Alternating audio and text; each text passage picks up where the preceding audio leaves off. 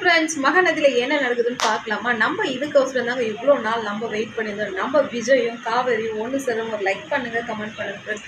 விஜய் வந்து காருக்குள்ளே வந்து நேர்கிற டைமில் வந்து நம்ம காவேரிக்கு சொல்லணுமா, அப்படியே கடுன்னு பேசினே வர டைமில் அப்போ விஜய் ஒரு நிமிஷம் இருங்க, நீங்கள் ஏன் இப்படியெல்லாம் பேசுகிறீங்க, எனக்கு ரொம்ப கோபமாக வருது விஜய், நான் பண்ண ஒரே ஒரு ஃபோட்டோக்கு வந்து எனக்கு இவ்வளோ அப்பா காது வலிக்க திட்டிங்களே, எனக்கு தலை வலிக்குது, ப்ளீஸ் விட்டுருங்க விஜய் என்னும் நம்ம காவேரி வந்து விஜய் கிட்ட வந்து அவ்வளோ பணிவாக பேசும்போது நான் ரொம்ப ஹாப்பிங்க. ஒரு ஆம்பளை பையன்கிட்ட ஒரு சாக்லேட் பாய் கிட்ட எப்படி பேசணும், காதலியாக இருந்தால் ரொம்ப சமாதானமும் அன்பாகவும் பேசணும். ரவுடி தானம் மாதிரி ரவுடி பேபி மாதிரி பேசினா விஜய்க்கு கோவம் வந்து அப்போ திட்டாத என்ன பண்ணுவார், இவ பண்ண அமக்கலத்துக்கு நானா இல்லைன்னு நினச்சிக்கோ வேற லெவலில் பண்ணியிருப்பாங்க. விஜய்ன்ற வச்சு சாஃப்டாக அழகாக டீல் பண்ணுறாரு. அப்போ வந்து காவேரி வந்து சொல்லுவோம், பாஸ் என்னை மன்னிச்சிடுங்க பாஸ், இவ்வளோலாம் என் மேலே கோவப்படாதீங்க பாஸ்ன்னு காவேரி வந்து விஜய் கிட்ட வந்து அவ்வளோ சாஃப்டாக மன்னிப்பு தெரிவிச்சு. அவரும் ஒரு பெரிய மனசு